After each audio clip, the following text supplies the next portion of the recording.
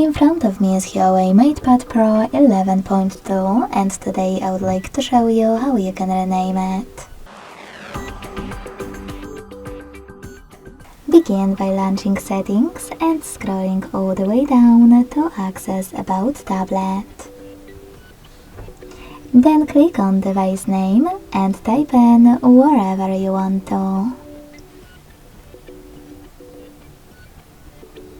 When you finished, hit OK at the bottom right corner and wait. As you can see, after that, name of my device has changed. Thanks so much for watching. If you enjoyed this video, leave a like, comment and subscribe. Bye!